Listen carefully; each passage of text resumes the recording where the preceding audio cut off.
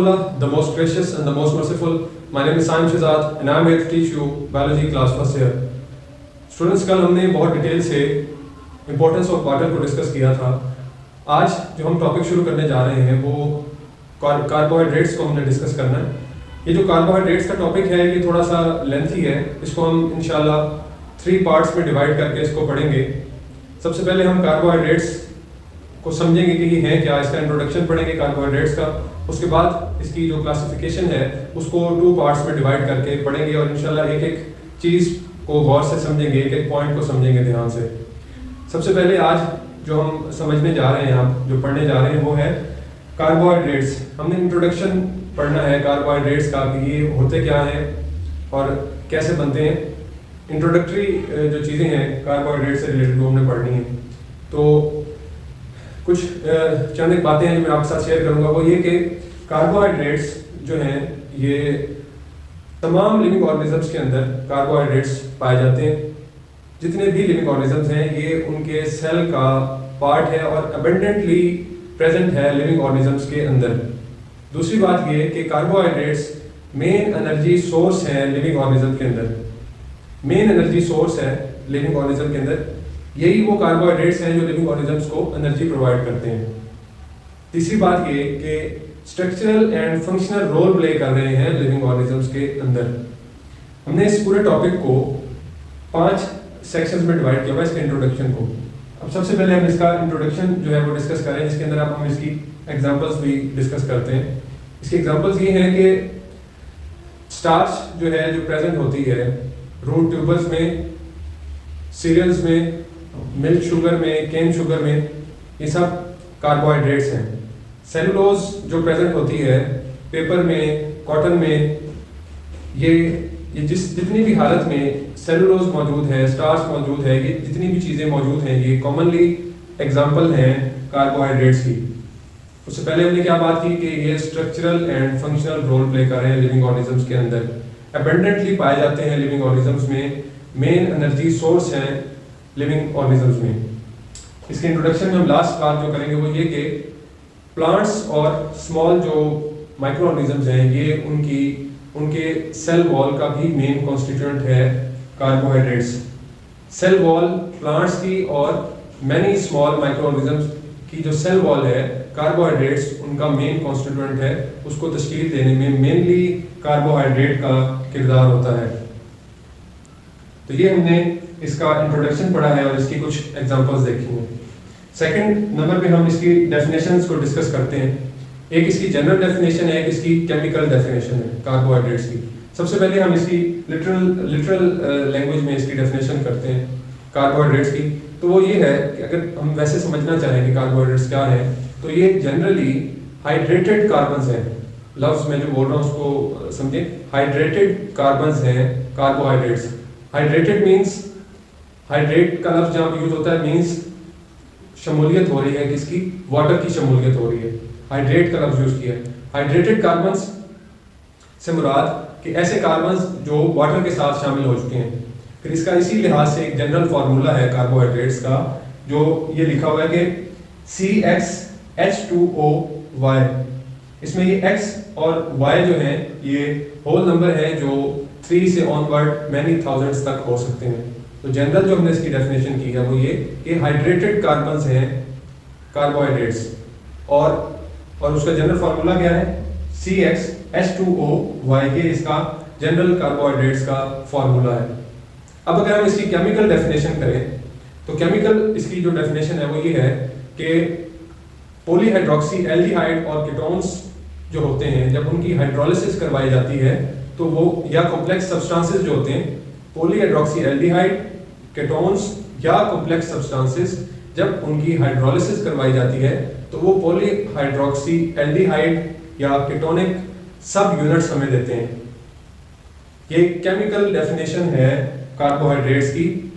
क्या कि polyhydroxy aldehyde और कीटोन्स या कॉम्प्लेक्स सब्सटेंसेस की जब हम हाइड्रोलिसिस करवाते हैं तो हमें पॉलीहाइड्रोक्सी एल्डिहाइड या कीटोनिक सब यूनिट्स मिलते हैं जिनको हम क्या कहते हैं, कार्बोहाइड्रेट्स कहते हैं. तो ये कार्बोहाइड्रेट्स की केमिकल डेफिनेशन है. हाइड्रोलिसिस की डेफिनेशन इसमें एक और भी आती है इसी के अंदर, डेफिनेशंस के अंदर ही। हाइड्रोलिसिस हमने पहले भी पढ़ी है, अब दोबारा मैं आपको बताता हूँ कि hydrolysis means break down of large molecules in the presence of water.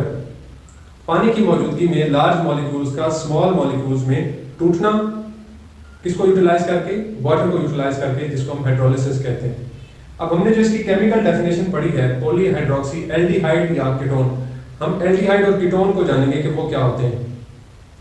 Aldehyde और कीटोन जो है ये ऑर्गेनिक कंपाउंड्स होते हैं, basically they are organic compounds, जिसके अंदर कार्बोनाइल ग्रुप मौजूद होता है दोनों में। किसमें? एल्डिहाइड में भी और कीटोन में भी।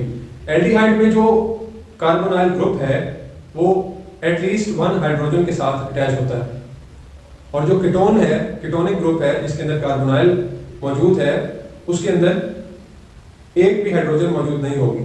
दोनों functional unit alkyl group attach होंगे उसके साथ। अब इसकी मैंने ये बनाई है, ये इसका स्ट्रक्चर बनाया है।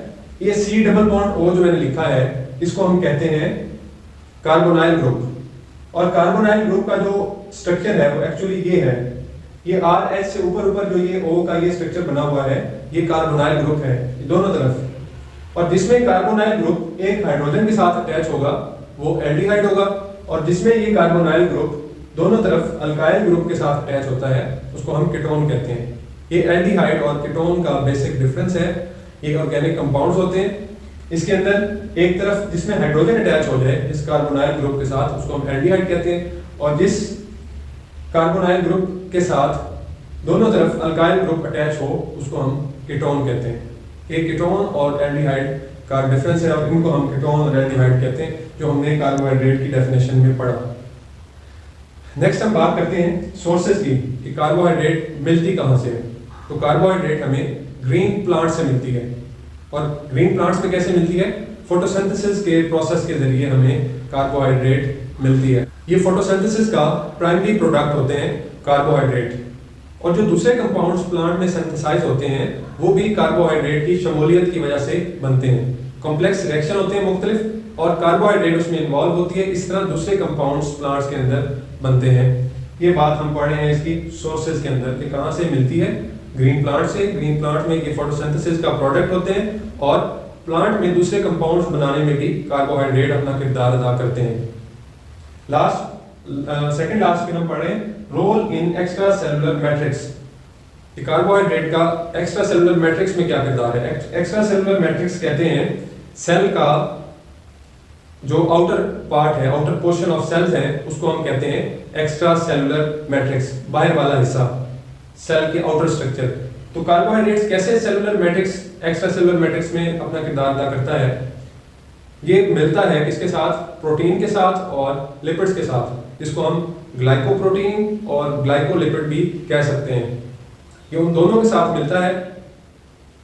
मिलने के बाद ये एक्स्ट्रा सेलुलर मैट्रिक्स बनाता है। कैसे बनाता है?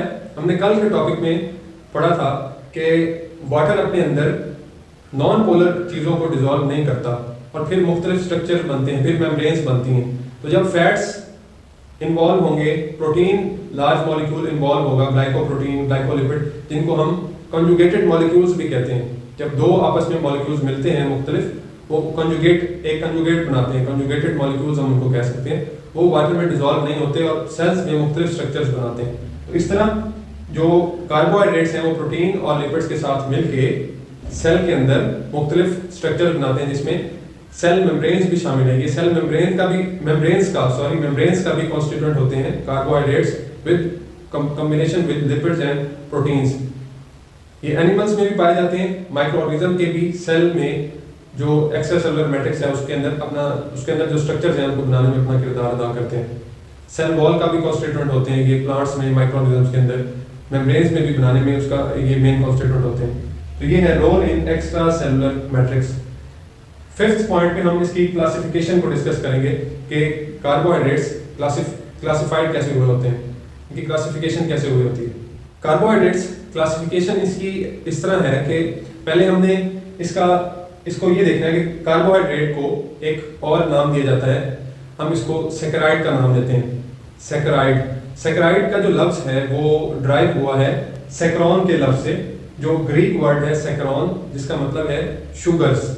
कार्बोहाइड्रेट्स को हम सैकराइड का नाम देते हैं, उसको हम सैकराइड भी कहते हैं। सैकराइड जो लफ्ज़ है वो किससे निकला है?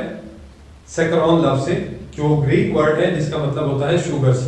इसकी क्लासिफिकेशन की गई है, इसकी 3 टाइप्स हैं इसकी क्लासिफिकेशन में। कौन कौन सी?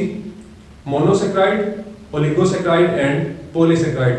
हमने नेक्स्ट अपनी वीडियो में इंशाल्लाह मोनोसैकराइड को डिटेल से डिस्कस करना है, उसके बाद हम ओलिगो एंड पॉलीसैकराइड को डिस्कस करेंगे। अब तक के लिए इतना ही। अगर कोई क्वेश्चन हो इसमें तो ज़रूर पूछिएगा। साइम शहजाद को इजाज़त दीजिए। अल्लाह हाफ़िज़।